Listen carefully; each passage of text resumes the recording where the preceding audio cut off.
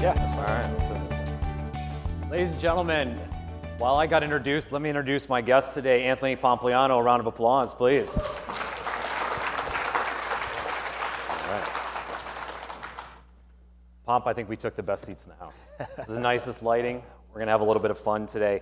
Let's start out with the obvious of kind of where the state of the industry is. What just happened? We had a wild run in terms of the industry's growth, or what I've referred to as a phase that we've gone through. And we're kind of in this potential phase change between a couple of years, 2.5 years of growth, and potentially in another. But give us a recap. What just happened in the last 2 years? Yeah, I think that there's really two things, right? On the way up, we saw the promise, we saw the excitement, we saw immense high-quality talent come into the space. A lot of that was fueled, frankly, by people half running to something. So people saying this is a really interesting technology, this is a really big economic opportunity, either for economies or for themselves individually. But also it was fueled by people running away from something. People were running from undisciplined monetary and fiscal policy. They were running from a financial system that they don't trust. They were running from kind of a centralized system that very obviously is not working for them. And so when you get people both running to something and running away from something, it can be quite powerful, as we saw. And there's a lot of folks who are critics of Bitcoin or the broader kind of crypto industry who will point and say, I told you so, right? And they'll say, look at all of these idiots. Look what happened. All the prices fell. Everything was worthless, all that kind of stuff. And even in Bitcoin terms, things down 75% compared to the US dollar. But what you have to remember is that everything is down, right? The Federal Reserve went from a loose monetary policy to a tighter financial condition kind of stance. And they specifically used a phrase, we are going to destroy demand. Well, I don't know about you guys, but they were pretty fucking successful at doing that, right? And so obviously they're trying to get inflation under control, which is important for them to do for a whole bunch of reasons that are pretty self-explanatory. But when you look at this industry, things are down significantly. But if you look at the stock market, some of the stock indexes are down 20, 30%. There's individual stocks that many of you would recognize, things like Shopify or DoorDash, Opendoor, et cetera, that are down 75, 80, 90%. There's not a lot of people who are sitting here saying Shopify's over, man. I don't think anyone's gonna use that company anymore. Now, again, was it overvalued? Is it correctly valued now? Could it be undervalued? That's where the debate will happen. But I think we just have to remember that a lot of kind of the change over the last 12 months was not necessarily because things changed inside of industries, inside of specific companies, as much as it was a macro change. So I think that's one big thing. And then the second thing is, look at all of you here, right? I don't see any of you leaving. If you look at on-chain data, something like Bitcoin, 67% of Bitcoin in circulation has not moved in the last 12 months. 67%, it's all-time high. Never before in Bitcoin's history has it been that high. And why is that important? Well, if you go back to 2017, 2018, 2017 Bitcoin hit a $20,000 high, all-time high, and it dropped 85% in that bear market. And Stanley Druckenmiller, who's a very well-respected Wall Street investors, compounded at about 30% over almost 30 years. He and Paul Tudor Jones got on the phone in 2018 and they said, hey, these crazy ass kids on the internet have held this asset and it's gone down 85%. And what they found fascinating was approximately 85% of people who had held it at 20,000 still held it at 3. So they were like, if they're not going to sell it after an 85% drop, they're probably not going to sell. And so that's what convinced them to go ahead and start looking at it more seriously. And so when you start to add up these data points, I think you have to separate out kind of the critical view, you have to separate out price, and you have to separate out fundamentals. It's really hard to do. There's a lot of you right now who get up in the morning and you probably look at your portfolios or even look at companies you work at or that you're running.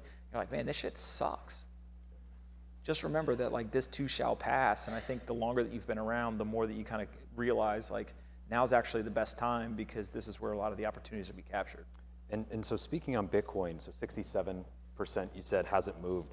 What is Bitcoin's role if we look at the next 2 years, we look at the next 5 years, what is its role in the industry of Web3, but also in the institutional side of things? What role will it play going forward?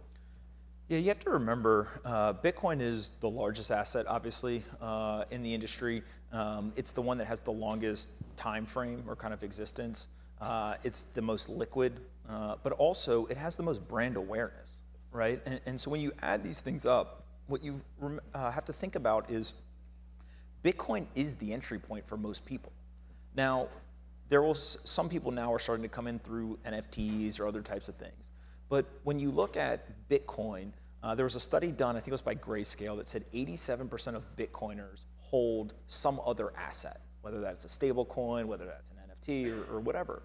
And so what that tells me is that most people in this industry have a high degree of confidence that Bitcoin will be around in the future, and they're also excited about other things. Now, whether the other things they're excited about work or not, the free market will decide. But if you get the people who are in the industry believe that Bitcoin is, as a young kid told me once, a boomer coin, right? And I was like, what do you mean? And he's like, that's not fun, that's not exciting, that's not gonna go up that much, like that's boomer coin. I was like, okay.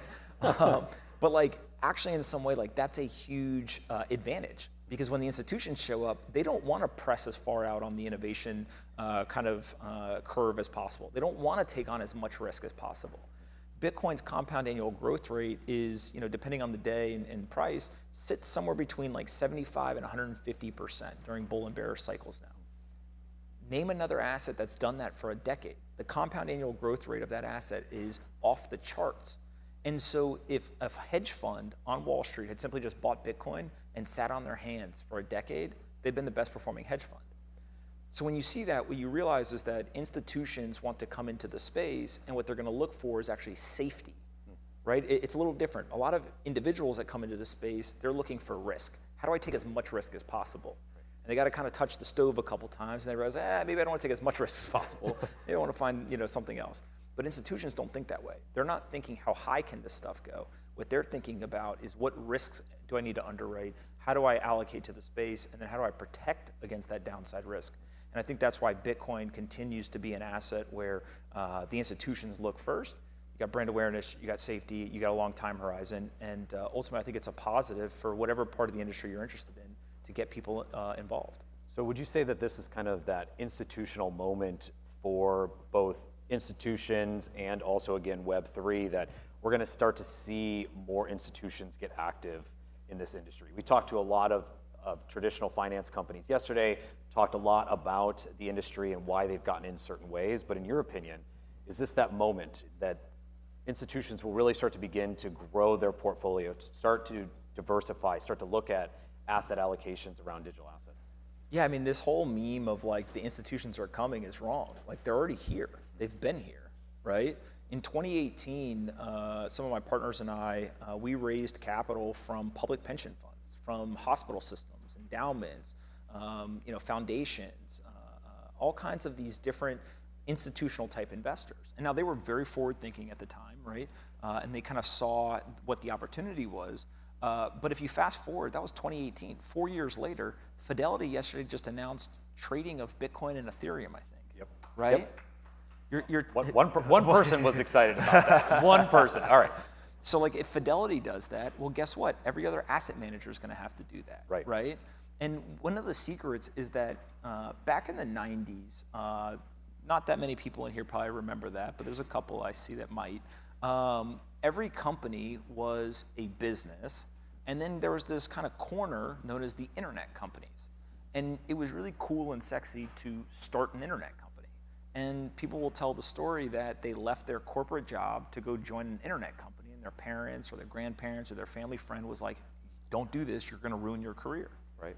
Today, when someone's like, I run a business, no one's like, man, I bet you that they're using rotary phones and paper. No, of course, they use the internet. So we don't think of internet companies anymore. In some way, if you met somebody and they said, I run an internet company, you'd probably be like, that's a weird way to describe a business, right? So every company is an internet company. The same thing is starting to happen with a lot of these technologies. So what you can see is Google, Facebook, Amazon, right? All of these large tech companies, they're all doing stuff in the space. Yes. Some of it'll work, some of it won't, but they have dedicated teams to make this work. In the financial sector, you see JP Morgan, Fidelity, and a number of other organizations. They're doing the same thing. And then the other piece is every single services firm. Go talk to accounting firms, talk to law firms. All of them are now dealing with these assets because they're saying our clients have them. Yes. And so when you start to kind of just do a look through, if you will, of the economy, this technology is touching every single sector in the economy, every single vertical. And the reason why that's important is because we have a growth problem in America. Our GDP growth cannot grow at a pace that is necessary for us to be able to pay the $30 trillion of debt. We are in bad shape. So what do? They keep raising the debt ceiling, taking on more debt. It's like taking out a second credit card to pay off your first credit card. They just do that over and over and over again. And so one of the promises of this entire sector is that we can actually use new technology and innovation to drive economic growth. And if we can bend GDP growth from 2% to 3 to 4 to 5%, all of a sudden we start to make a dent in that debt to GDP ratio. And so what is the most fascinating part is that is actually part of the historical trend. Many people don't realize this, but if you go back in history, economic growth of economies was like near zero, right? It would literally take centuries to double an economy. We now double economies somewhere between 20 to 30 years. So every 20 or 30 years, economies are doubling in size. Well, what happens if we can cut that down to every 10 years? Can we get it to every 5 years? That's the type of stuff that becomes really interesting because this is the fastest growing sector in the economy. And if politicians and corporations can embrace it, I think that that'll end up serving really well for both the United States and other countries around the world. And speaking of pace, so individuals like yourself and I, we pay attention to this industry second by second. We see all this stuff that's happening, but many institutions, for instance, can't keep up. That's part of the reason why we're here today at Miami Web3 is to help that education. So we look at what just happened last week, what just happened 2 weeks ago, what just happened a month ago, what just happened in the last 6 months. A lot of changes that for most institutions are thinking, what's going on? What is happening and why should I participate more? So in a fair question. What happened in the legacy financial system for the last 12 months? Exactly. Well, and I think that's a good reference point because you've got 2008, we had 2013, 2014. We've had these various cycles of massive change, but for Web3 as an industry, we had some wild changes in the last 6 months. And kind of what happened in a summary? In your words, how did this happen? How did we get here? And how do we get to this point now where we're looking at this new change? The most cynical view is that we had a bunch of young people with no historical context who recreated many of the problems that the legacy financial system has experienced over the last 40 years and has worked through and created solutions to, right? I mean, at the end of the day, what was it? It was greed, it was leverage, and it was bad business. Okay, that sounds like the story of Wall Street, right? like that is literally, if you go through the decades. Now again, that doesn't feel good.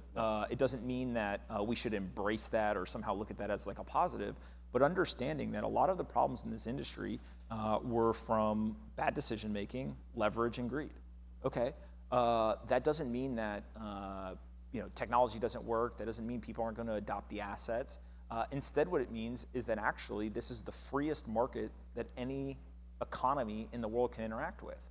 And I'm biased. I believe the free market is the single best referee. But what we've seen is that in the legacy financial system, there's a lot of problems. There's a lot of zombie companies. There's a lot of these issues that don't get kind of corrected because there's no self-correcting free market mechanism. We get intervention from central banks. We get all sorts of manipulation of the stock market in terms of hours of operation, circuit breakers, things like that. But in this industry, like the crypto industry flushed out FTX, right? It was someone leaked the balance sheet of a hedge fund in the industry to a reporter in the industry who reported on it, and then market participants essentially put enough pressure via free market mechanisms to then expose and ultimately bankrupt the company. And there's a lot of people who've got hurt by that. It's really bad. Right. But at the same time, that's what happens in down cycles is bad businesses get washed out, right? And sometimes it's because there's actually potentially nefarious activities that are going on. Other times it's because there's just bad businesses and they don't have the ability to sustain. But in down cycles, both in the legacy financial system and here, what's supposed to happen is that the bad businesses get washed out, that capital gets reallocated to the good opportunities, and then you're able to build on that foundation moving forward. What we have seen in the legacy financial system is that's not what happens. How many people in here remember in 2020 when the airlines were like, oh shit, this is bad, and instead of going to the debt or equity market, they literally ran to the government and was like, just give us free money. Well, why did they do that? It's because the government was the sucker in the room, right? No one in the free market was willing to give the airlines the deal that the government gave them. It was the best deal on the table, was from the government. And so when you start to recognize that, okay, that is not a free market system, it then begs the question, can you correct it? Can you push it back towards the free market kind of mechanism? Or are people going to opt out and go participate in a free market? And I tend to think that most people will just simply kind of mobilize themselves and end up in the most free market that they can find. And do you think that we'll have this similar moment to what we had in 2001, 2002, and also in 2008 and 2009, where we also saw a lot of M&A activity, where institutions, large corporations, saw companies, saw technology, scooped it up, integrated it, which led to the next, large applications, large services, and large developments. And with Web3, that's been a lot of the problems for many institutions and corporations. They may not have the talent to develop it. They have legacy systems still running from the 70s, and also just maybe not understand it. Do you think we're in that moment where we're going to see a lot of M&A and a lot of growth from the institutional side on applications? I talk to a lot of corporations, and I always ask them, why is the 25-year-old who's super excited about, Bitcoin or any other technology or whatever, why are they going to come work at your company versus start their own? Why are they going to come work at your company versus go join, the next hot startup? And many of them don't have a good answer, right? And so they do have brand awareness. They do have really big teams and a lot of resources that they can use, and they have capital. And so to your point, I think that a lot of them say, okay, we need to be a player here. Let's wield the tools or the weapons that we have to our advantage. And usually what they reside on is capital. And so whether that's through acquisitions, whether that is paying insane salaries, giving very large equity packages, that's really one of the biggest tools they have, and I think they'll continue to use it. So we look at the next 12 months. We're only a few weeks away from the end of the year, which is wild. Let's just take a moment to appreciate that. But we look at... Still 2019, it feels like. It does. And now we're headed into 23. We lost a few years there. Now looking at 23, where are you placing your bets? What categories are you excited about within the industry, or maybe other technologies, as you look at the 12 months ahead of us, as both an investor and also as a technologist? What are you excited about?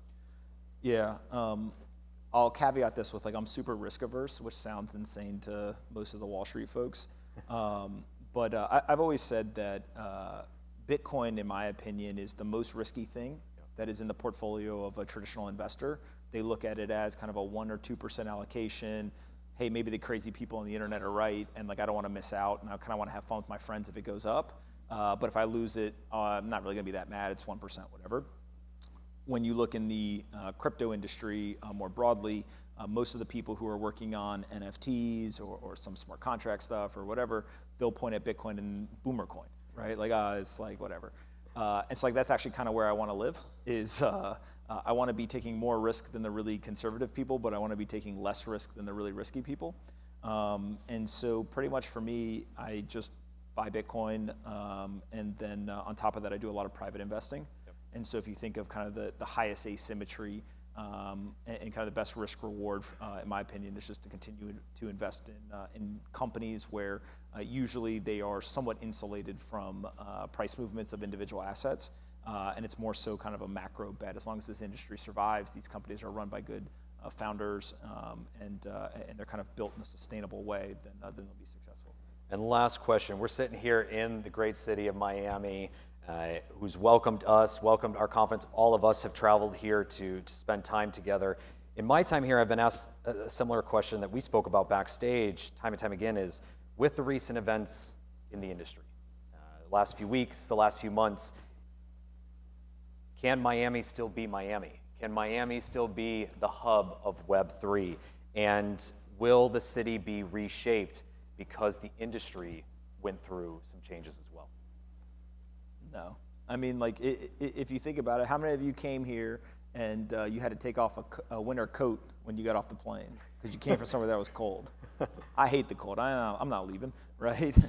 How many of you live in a state that when you go to work, January through June, you're working for the government, right? Because you pay a tax rate where if you're in the top tax bracket, it's over 50%.